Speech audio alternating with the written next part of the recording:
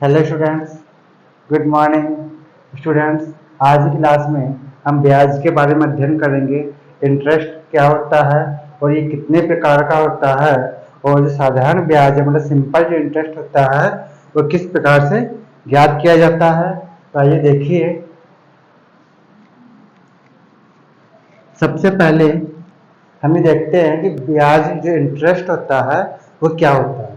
मान लीजिए आप किसी से उधार धन लेके आते हैं, आपने किसी से उधार धन लिया, तो आप कुछ समय बाद जब भी आप आपके उधार धन को चुकाने जाओगे तो उस धन के अलावा एक्स्ट्रा जो पेमेंट देते हैं उसको उसे हम बोलते हैं इंटरेस्ट, मतलब ब्याज।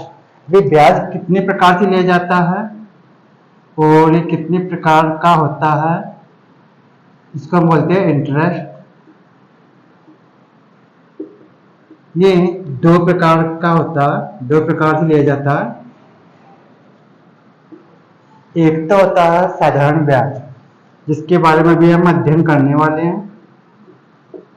साधारण ब्याज, इसको बोलते हैं simple interest. Simple interest, simple interest, ठीक है। इसको शॉर्ट में अपन SI से भी डिनोट करते हैं, इससे भी इसको हम दर्शा सकते हैं। दूसरा होता है चक्रवृद्धि ब्याज। दूसरा जो ब्याज होता है जिसके बारे में हम आगे अध्ययन करेंगे, चक्रवृद्धि ब्याज, इसे हम बोलते हैं कंपाउंड इंटरेस्ट। क्या बोलते हैं इसको? Compound interest.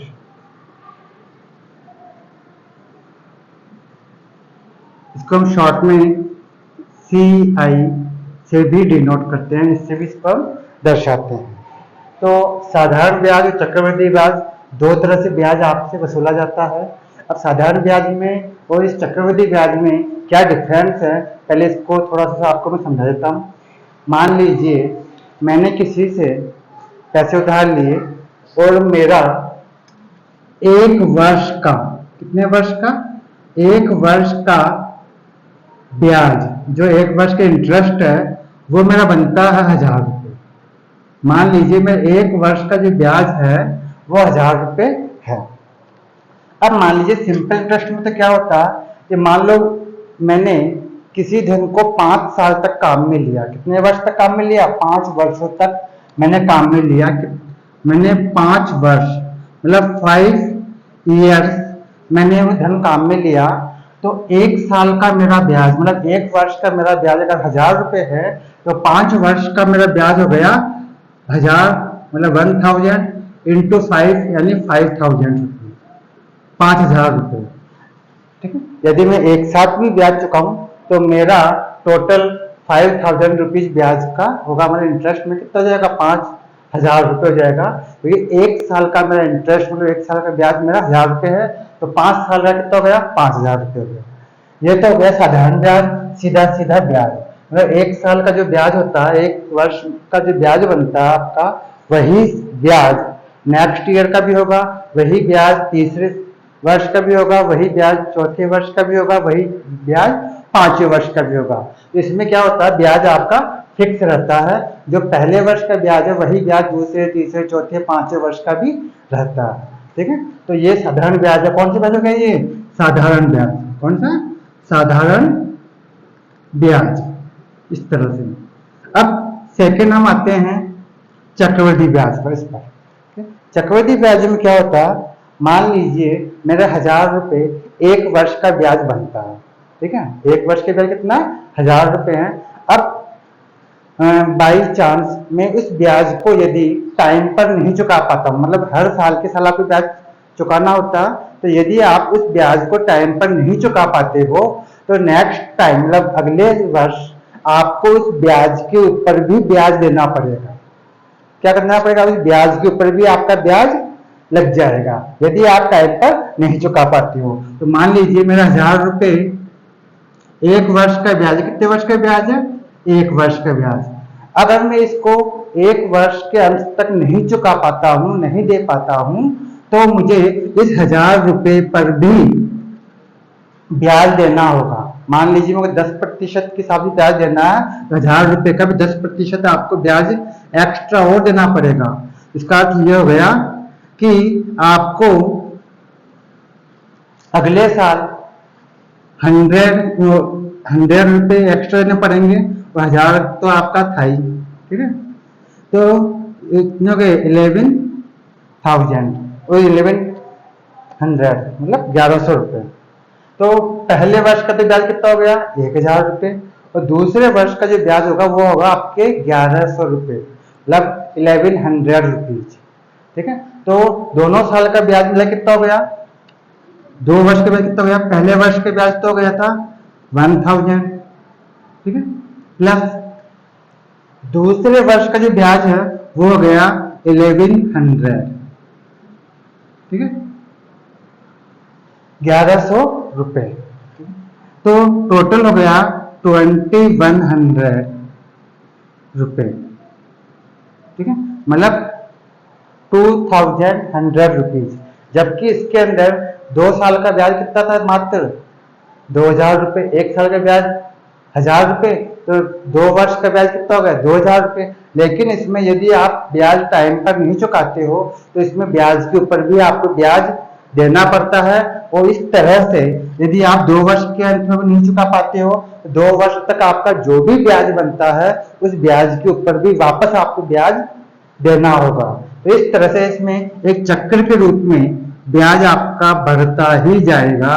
इसीलिए इसके नाम से ही मालूम चलता है चक्रवृद्धि ब्याज, मतलब ब्याज एक चक्र के रूप में बढ़ता चला जाता है यदि हम इसको टाइम पर पे नहीं करते हैं, तो मतलब टाइम पर नहीं चुकाते हैं तो, ठीक है। इसलिए इसका नाम होता है चक्रवृद्धि ब्याज।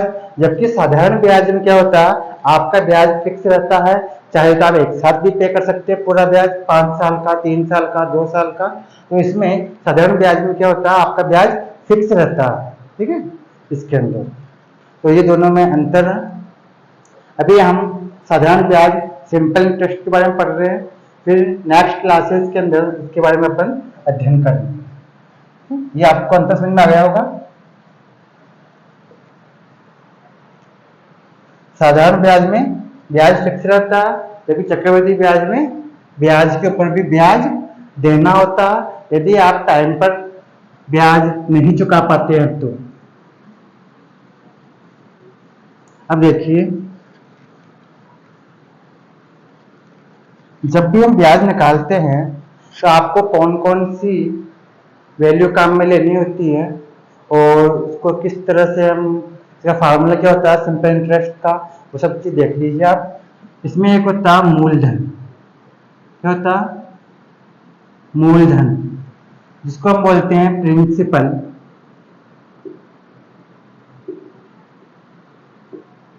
प्रिंसिपल इसको हम पी से डिनोट करते हैं, किससे दर्शाते हैं इसको हम पी से। प्रिंसिपल का पहला कैरेक्टर पी होता, इसलिए मूलधन को अपन पी से रिप्रेजेंट करते हैं। मूलधन का मतलब होता है मुख्य धन, मतलब मूल धन, मतलब इसका अर्थ ये होता है उधार लिया गया धन या उधार दिया गया धन। जो भी धन हम उधार लेते हैं या उधार देते हैं किसी को, तो वो आपका मूल धन हो गया, ठीक है, जिसे हम कहते हैं प्रिंसिपल। इसका अर्थ होता है उधार लिया गया या दिया गया धन, ठीक है। चाहे आपने किसी को उधार दिया हो या किसी से उधार लिया हो, उस धन को हम बोलते हैं मूलधन। अब आता है एक समय, ये आप सभी जानते हैं, इसको बोलते हैं टाइम।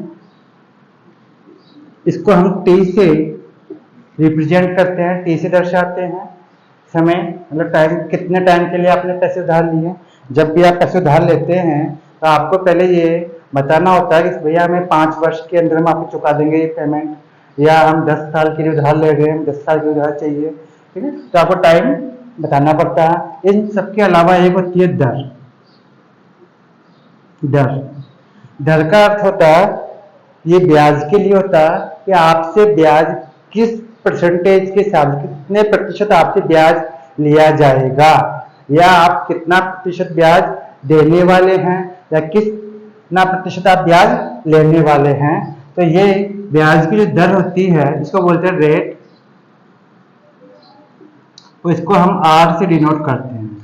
ठीक है, ये आपको हमेशा प्रतिशत में दी हुई होती है, इसमें दी होती है प्रतिशत के रूप में, प्रतिशत के रूप में, मतलब परसेंटेज के रूप में आपके पास दर दी हुई होगी। ठीक है, इन सब के अलावा एक होता है अमाउंट, ठीक है, जिसको हम बोलते हैं मिश्र धन। मिश्र धन, टोटल अमाउंट कितना हो गया आपका,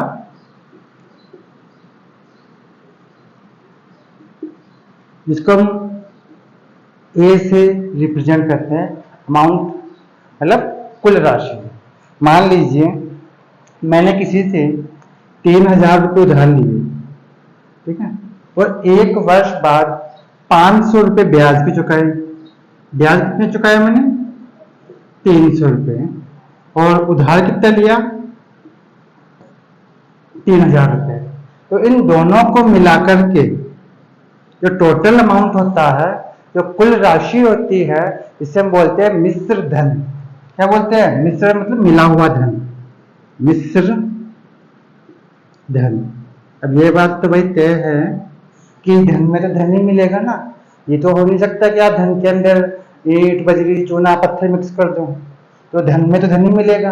अब कौन सा धन, एक तो मूल धन और एक ब्याज वाला धन, दोनों को मिला दिया जाए तो आपका बन जाता है मिश्र धन।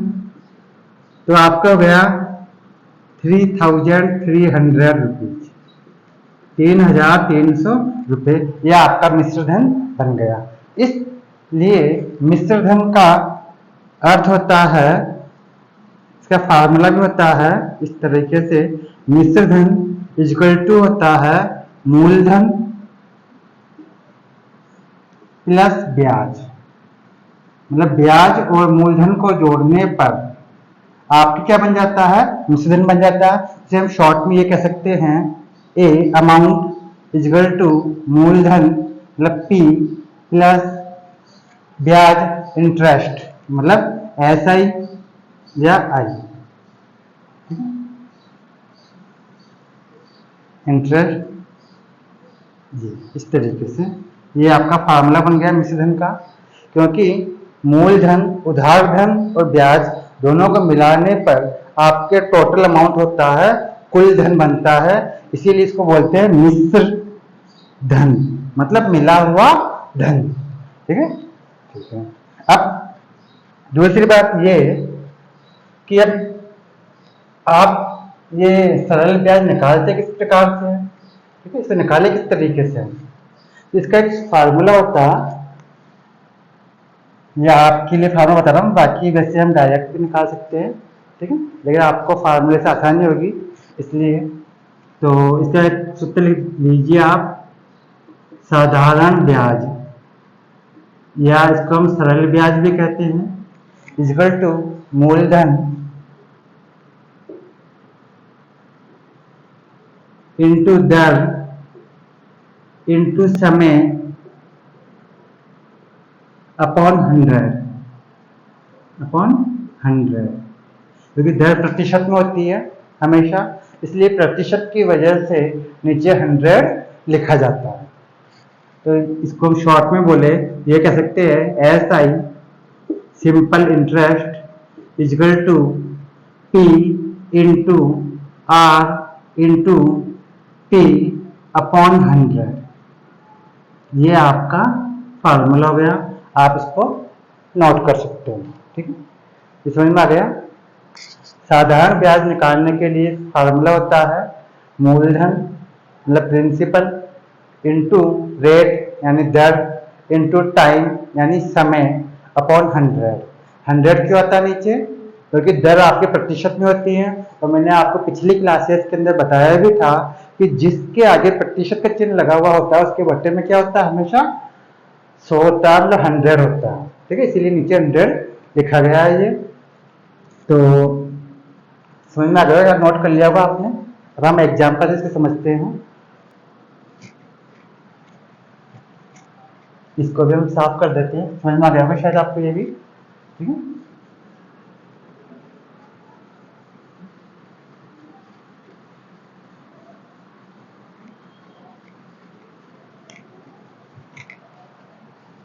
अब देखिए एक एग्जाम्पल लेते हैं।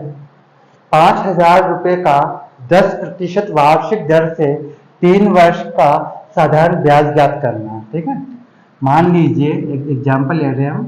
फर्स्ट 10,000 रुपीज है, 10,000 रुपये का, ठीक है, कितने रुपए का? 10,000 रुपये का 10%, 10% वार्षिक दर से 3 वर्ष का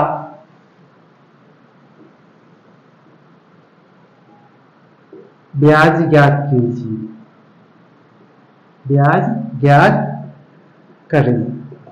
ठीक है, अब देखो एक चीज और मैं आपको बता दूं कि आपके जो दर होती है वो जनरली वार्षिक होती है।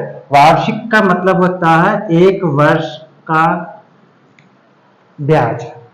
ठीक है, 1 वर्ष का 100 रुपये का ब्याज, तो ये वार्षिक होती है जनरली। लेकिन यदि आपको, ध्यान समझना, यदि आपको ये दर मासिक मतलब महीने के हिसाब से दी हुई हो तो आपका समय भी महीने में ही होना चाहिए। यदि आपकी दर वार्षिक है तो आपका समय भी वर्ष के अंदर ही होना चाहिए। मतलब ये आपकी जो दर है, रेट जो है, वो यदि ईयरली दी हुई है, वर्ष के साथ दी हुई है, तो आपका समय भी वर्ष के अंदर होना चाहिए। और यदि आपकी ये दर है वो महीने के हिसाब से दी हुई हो तो आपका समय भी महीने के अंदर ही हमें काम में लेना होता है। अब देखिए इसमें देखते हैं पहले। इसमें उधार धन कितना है? 10,000 रुपये। लिखा मूलधन, जिस धन का हमको ब्याज निकालना है, मूलधन मतलब P इक्वल टू 10,000 रुपये, 10,000 रुपये। ठीक है, यहाँ पे दर क्या है? रेट, इसको हम बोलते हैं 10% वार्षिक, मतलब 1 साल 1 वर्ष की जो दर है वो है 10%। ठीक है, समय क्या है? टाइम, यहां पर है 3 ईयर, 3 वर्ष। ठीक है, अब देखिए यहां पे दर किसके रूप में है? ईयर के रूप में, ईयरली है, और समय भी किसमें है? ईयर में। ठीक है, मतलब ये भी वर्ष के रूप में है, ये भी वर्ष के रूप में है, तो हमें कोई भी चेंज नहीं करना है यहाँ पर। अब हम डायरेक्टली सूत्र लगाएंगे सिंपल इंटरेस्ट का। SI equal to P into R into T upon 100। ठीक, अभी इसको हम आगे एक्सप्लेन करेंगे, अभी समझा दूंगा मैं आपको ये ईयर में और मंथली में क्या होता है। ठीक, तो SI इक्वल टू, ये करते हैं sir, simple interest equal to, मूलधन कितना है आपके पास? 10,000, 10,000 इंटू रेट क्या, आपकी दर क्या है? 10 इंटू टाइम कितना आपका? 3 ईयर, 3 अपॉन 100। यहाँ पर 2 जीरो से 2 जीरो बड़ी आसानी से कट जाएगी, और इन सबको आप मल्टीप्लाई करेंगे तो आपका जो सिंपल इंटरेस्ट है वो जाएगा 3,000 रुपीज, 3,000 रुपये। ठीक है, 3,000 रुपये आपका इंटरेस्ट हो गया। शायद समझ में आ गया होगा आप लोगों को। अब यदि आपको यह कहा जाए कि मुझे कुल कितनी राशि चुकानी होगी 3 साल के बाद, मतलब 3 वर्ष बाद मुझे टोटल कितना अमाउंट पे करना होगा। ठीक है, तो आप क्या काम करेंगे इसमें? टोटल अमाउंट मतलब मिश्र धन अगर आपको निकालना हो, ठीक है, टोटल अमाउंट अगर आपको निकालना हो, इसे निकालते हैं अपन। इसमें मूलधन प्लस इंटरेस्ट, ठीक, जो आपका इंटरेस्ट है, आई फॉर इंटरेस्ट, तो यहाँ पे मिश्रण हो जाएगा टोटल अमाउंट, कुल राशि आपकी जाएगी 10,000 प्लस इंटरेस्ट ब्याज कितना आपका 3,000, तो यह गया 13,000 रुपीज, 13,000 रुपये, मतलब आपको टोटल 13,000 रुपये पे करने होंगे 3 वर्ष के बाद में। ठीक है, समझ में आ गया शायद आपको। अब देखिए एक और हम एग्जाम्पल लेते हैं ताकि समझने में आपको आसानी रहेगी। ये जो मैं एग्जाम्पल ले रहा हूँ, हर एक एग्जाम्पल अलग अलग टाइप का ले रहा हूँ ताकि आपको हर टाइप के सवाल समझ में आ जाए और आप कहीं भी सवाल करने से अटके नहीं। ये समझ में आ गया शायद आपको ये तो। अब देखिए एक नेक्स्ट एग्जाम्पल ले रहा हूँ। मान लीजिए मैंने 10,000 रुपये 10% वार्षिक दर से 2.5 वर्ष के लिए, देखिए मान लीजिए मैं अपनी कहानी सुना देता हूँ आपको, किसी और के तो क्या सुनाए। ठीक है, मैंने 10,000 रुपये, कितने रुपये 10,000 रुपये 10% 10% वार्षिक दर से, ठीक है, 2.5 वर्ष, 2 से 1/2 कितने हो गए, 2 वर्ष पूरे पूरे, 2 वर्ष और 6 महीने, 6 माह, 6 मंथ। तो 2.5 वर्ष के लिए उधार लिए, तो बताइए, ठीक है, तो बताइए मुझे कुल कितनी राशि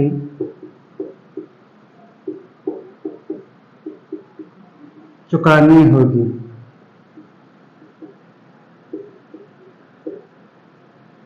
ठीक, अब मैं अपनी बात बता रहा हूँ। मैंने 10,000 रुपये उधार लिए, ठीक है, 10 रुपये सैकड़े के हिसाब से, इसको हम पुराने लोग ये कहते थे 10 रुपये सैकड़ा, 5 रुपये सैकड़ा ऐसे बोलते थे, आजकल जो परसेंटेज के रूप में बोलते हैं।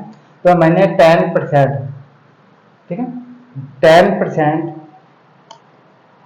वर्ष के हिसाब से 2.5 वर्ष के लिए, ठीक है, उधार लिए, तो बताइए मुझे कुल कितनी राशि चुकानी होगी। अब देखिए इसमें जो मूलधन है, जो प्रिंसिपल है, वो है 10,000, 10,000 रुपये, ठीक है।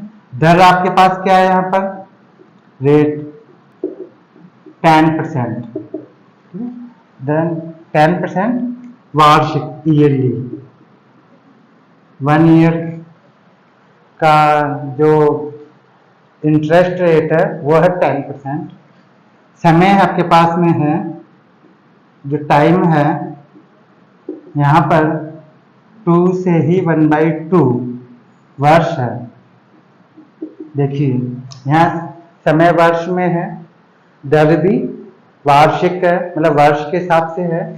तो बस आपको चेंज क्या करना है कि जो आपका जो वर्ष दिया हुआ है ये मिक्स्ड फ्रैक्शन के रूप में दिया हुआ, इसको हम सिंपल फ्रैक्शन के रूप में चेंज कर लेंगे।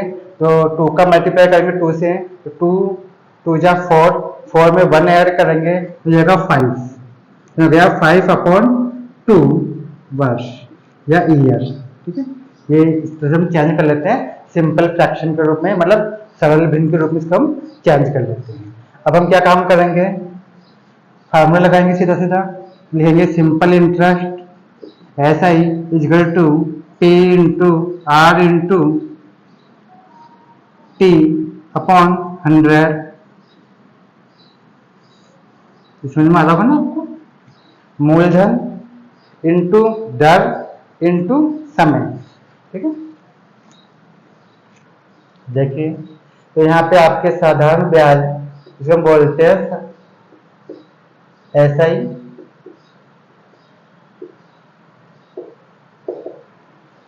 अब बताइए मूलधन क्या है? P principal. मूलधन क्या? 10,000 10,000 इंटू दर कितनी है? 10%, तो 10 इंटू समय क्या आपका 5/2, तो यहाँ तो लिख दीजिए आप 5 और नीचे लाइन खींच के लिख दीजिए 2। ठीक है, 5/2, तो 5 तो ऊपर रह जाएगा और 2 नीचे आ जाएगा। अब क्या करना आपको? नीचे 100 और करना, यहीं मल्टीप्लाई का साइन करके यहीं पे 100 और कर दीजिए। ठीक है, कोई दिक्कत है यहाँ तक? 100 तो नीचे था ही, तो 100 में एज इट इज जैसे कैसे लिख दिया। यहाँ पर आपका जो टाइम था, जो समय था, वो आपके फ्रैक्शन के रूप में मतलब भिन्न के रूप में था, तो आपको ये काम करना, ऊपर वाला अंक ऊपर लिखना मल्टीप्लाई के रूप में, और नीचे वाला अंक, नीचे वाला डिजिट नीचे लिखना मल्टीप्लाई के रूप में, इस तरह से। ठीक है, अब सिंपली जैसे हम काटते हैं वैसे काट लीजिए आप। यहाँ 2 जीरो से 2 जीरो कट जाएगी और 2 का डिवाइड हो जाएगा इसमें 5 टाइम। 5 और 5 को मल्टीप्लाई करेंगे 25, और ये 2 जीरो ऐसे कैसे बच जाएगी, तो 2,500 रुपीज, मतलब 2,500 रुपये आपका ब्याज हो गया। ये क्या है? आपका ब्याज। ठीक, ये तो सिर्फ ब्याज की राशि आई है। कौन से ब्याज? साधारण ब्याज। साधारण ब्याज आया ये आपका 2,500 रुपये। अब जब मैंने आपको सवाल दिया था तो मैंने आपको ये कहा था मुझे कुल कितनी राशि चुकानी होगी। तो कुल राशि का मतलब ये थोड़ी है कि मैं सिर्फ 2,500 रुपये लेके चला जाऊं। अरे भाई, उधार तो मैंने कितने लिए थे? 10,000 रुपये उधार लिए थे, वो नहीं चुकाने क्या आपको? वो भी तो चुकाने हैं ना। 10,000 रुपये आपने जो उधार लिए थे वो तो देना ही देना। उसके अलावा आपको ये 2,500 रुपये 2,500 रुपीज तो एक्स्ट्रा देना आपको। उन दोनों को मिला करके आपका टोटल अमाउंट होगा, जिसे हम बोलेंगे मिश्र धन। लिखेंगे मिश्र धन या amount, total amount equal to मूलधन, इसका शॉर्ट फॉर्म कर सकते हैं और चाहो जैसे हिंदी में भी कर सकते हैं, प्लस ब्याज यानी इंटरेस्ट। यह जाएगा मूलधन क्या था आपका 10,000 प्लस 2,500, तो यहाँ पे ऐड करेंगे तो यहाँ हो जाएगा 12,500 रुपीज, मतलब 12,500 रुपये मुझे टोटल चुकाने होंगे। क्या समझ में आ गया होगा? ठीक है, अब देखिए एक और एग्जाम्पल लेते हैं। ठीक है, यहाँ तक कोई दिक्कत है? ठीक है, अब एक और एग्जाम्पल लेते हैं कि किस तरह से आपके सवाल और भी आ सकते हैं।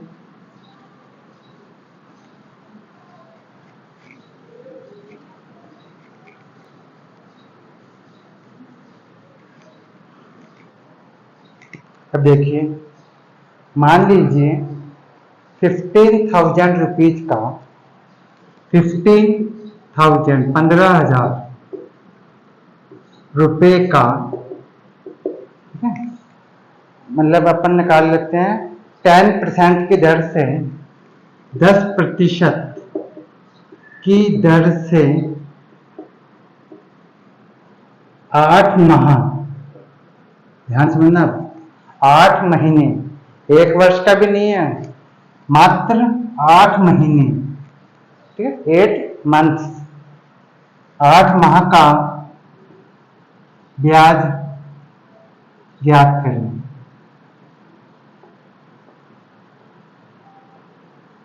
ठीक है, आपको सिर्फ इसमें इंटरेस्ट निकालना है, लेकिन सिर्फ 8 महीने का। यहाँ 10% जो दर दी हुई है, यदि यहाँ पे वार्षिक और मासिक कुछ भी लिखा हुआ नहीं हो तो हम जनरली इसको वार्षिक मान के चलते हैं कि 10% वार्षिक है। यदि आप चाहे यहाँ लिख भी सकते हैं, यहाँ पे लिखता हूं मैं वार्षिक। ठीक है, ये लो, और नहीं भी लिखा हुआ हो तो भी हम उसको पर ईयर के हिसाब से ही मानते हैं, मतलब ईयरली मानते हैं, वार्षिक मानते हैं, ठीक है, कुछ भी लिखा हुआ नहीं हो। यदि हम मासिक लिखा हुआ जाओ, मंथली, मंथ का बारे में डिनोट किया हुआ हो, ये पर मंथ की दर है, तभी हम उसको मासिक मानते हैं, अदरवाइज उसको हम वार्षिक ही मान के चलेंगे। तो यहाँ पे 10% की दर से 8 माह का ब्याज ज्ञात करना है आपको। तो यहाँ पे देखिए मूलधन मतलब प्रिंसिपल क्या है आपके पास 15,000 रुपीज, ठीक है। दर आपको दे रखी है, रेट है वो है 10% वार्षिक, साल भर की दर है 10% है। और आपके पास समय है, जो टाइम है वो ओनली 8 या 8 मंथ है, मतलब 8 माह है, 8 महीने का ही आपको केवल ब्याज निकालना है। अब जैसा कि मैंने आपको जस्ट थोड़ी देर पहले कहा था कि आपका जो दर यदि वार्षिक है तो समय भी किसमें होना चाहिए, वार्षिक के अंदर होना चाहिए। तो अब हम क्या काम करें, ये आपकी दर है वो तो वार्षिक है, मतलब वर्ष के हिसाब से है, जबकि जो समय है वो माह के अंदर में महीने के हिसाब से दिया हुआ है। तो हम क्या काम करेंगे, इस 8 मंथ को, जो 8 मंथ है, इसको हम ईयरली, ईयर के हिसाब से चेंज करेंगे, मतलब वर्ष में चेंज करेंगे। कैसे चेंज करेंगे, देखिए कभी भी आपका समय मंथ में दिया हुआ, महीने में दिया हुआ हो, उसको हम 12 से, किससे, 12 से डिवाइड कर देते हैं, तो 8/12, ठीक है। 8 के नीचे क्या कर देंगे अपन, 12 कर देंगे, 12 कर देंगे, क्योंकि एक वर्ष में कितने महीने होते हैं, 12 महीने होते हैं। जैसे मैं कहता हूँ 24 महीने में कितने वर्ष होते हैं, तो आप कहेंगे साहब 24 महीने में 2 वर्ष होते हैं। कैसे ज्ञात किया आपने, 12 का उसमें डिवाइड कर दिया 24 में, ठीक है। जैसे 12 महीने में कितने वर्ष होते हैं, 2 वर्ष होते हैं। कैसे निकाला आपने, सॉरी 12 महीने में कितने वर्ष होते हैं, सॉरी 12 महीने में कितने वर्ष होंगे, 1 वर्ष होगा। इसे निकाला आपने, 12 में 12 का डिवाइड किया तो 1 आ गया। 24 माह में कितने वर्ष होंगे, 2 वर्ष होंगे। इसे निकाला आपने, 24 में 12 का 12 का डिवाइड कर दिया तो कितना आ गया, 2 आ गया। मैं कहता हूँ 36 मंथ है, 36 महीने हैं, कितने वर्ष होंगे, तो आप कैसे निकालेंगे, 36 के अंदर 12 का डिवाइड कर देंगे तो यहाँ 3 वर्ष आ जाएगा, 3 ईयर हो जाएगा।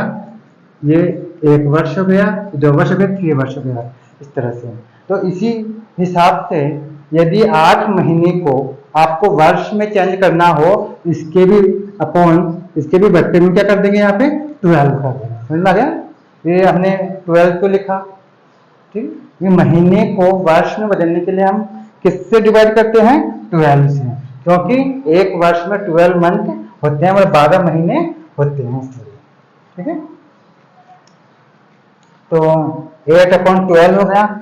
इसको आप चाहे तो काट के अभी छोटा कर सकते हैं, नहीं तो हम बाद में भी इसको काट सकते हैं। वैसे चाहे तो आप काट लीजिए, नहीं काटे तो कोई दिक्कत नहीं है, फिर भी हम काट देते हैं। यहाँ पर दोनों के अंदर 4 से डिवाइड हो जाएगा, तो जाएगा 4 2 जा 8 और 4 3 जा 12, तो 2/3 वर्ष, ठीक है। या एक ही बात है, ठीक है, समझ आ गया। या तो अभी काट लीजिए इसको, और अभी नहीं काटते हैं तो ये बाद में भी आप काट सकते हैं, ठीक। अब हम फार्मूला लगाएंगे, सूत्र लगाएंगे, simple interest SI equal to P into R into T upon 100, ठीक है। तो यहाँ पे P 15,000 है, 15,000 इंटू दर, दर क्या आपके पास में 10%, तो 10 इंटू टाइम, टाइम क्या आपका 2/3, तो 2 तो ऊपर रह जाएगा और 3 को हम नीचे लिख देंगे, ठीक है। अब क्या रह गया 100, इसको भी यहाँ चिन्ह लगाओ इंटू का, और यहाँ पर भी 100 भी कर दिया। समझ में आ गया इतना। आपका जो समय दिया हुआ था मंथ में दिया हुआ था, महीने में दिया हुआ था, इसलिए हमने उसको पहले वर्ष में कन्वर्ट कर लिया, मतलब ईयर के रूप में कन्वर्ट कर लिया 12 से डिवाइड करके, और उसको हमने यहाँ पे लिख दिया। यदि हम इसको यहाँ पे नहीं भी काटना चाहें तो आप चाहे तो यहाँ पे ऊपर 8 और नीचे 12 भी कर सकते हैं, कि हम यहाँ भी इसको काट सकते थे। ठीक है, वो तुमने काट लिया। अब 2 जीरो से 2 जीरो कट जाएगी इसके अंदर, और 3 का डिवाइड हो जाएगा, फिर इसमें ये हो जाएगा 5 और यहाँ पे हो जाएगा 0 50, तो यहाँ हो जाएगा 5 टू जा 10 और ये 1000 रुपीज, 1000 रुपये। ये आपका सिंपल इंटरेस्ट आ गया 1000 रुपये। मतलब 8 महीने का जो आपका ब्याज है वो 1000 रुपये होगा 10% वार्षिक ब्याज की दर से। ठीक है, समझ में आ गया होगा शायद आपको इतना। ठीक है, अब एक और लास्ट एग्जाम्पल एक और ले लेते हैं हम। ठीक है, अब देखिए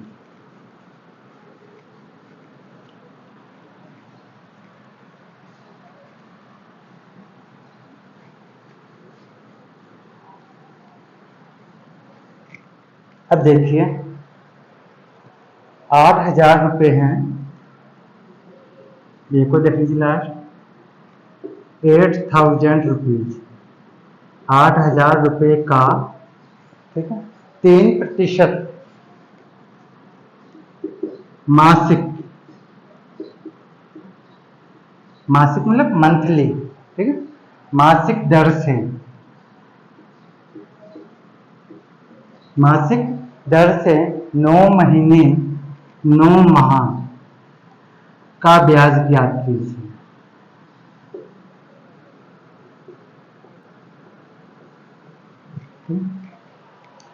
मैंने आपको पहले कहा था कि वैसे आपकी दर किस में आती है, वर्ष के अंदर ही आती है, ईयरली आती है, लेकिन यदि आपको स्पेशली यहाँ पर महीने के हिसाब से दर दी हुई हो, किसके हिसाब से, महीने के हिसाब से, मंथली आपको दर दी हुई हो पर मंथ के हिसाब से, इसका अर्थ ये होता एक महीने का 100 रुपये का जो ब्याज है वो 3 रुपये है, इसका अर्थ ये होता। और या कुछ भी लिखा हुआ नहीं हो तो हम उसको वार्षिक मानते हैं, ईयरली मानते हैं। ठीक है, अभी यहाँ पे लिखा हुआ मासिक, ठीक है, और 9 महीने का आपको क्या याद करना है, ब्याज याद करना। इसमें हम लिखेंगे, देखिए यहाँ पे मूलधन कितना हो गया, इसमें हम कोई चेंज नहीं करेंगे, 8000 रुपीज, और यहाँ पे समय है, समय कितना है, टाइम 9 माह, 9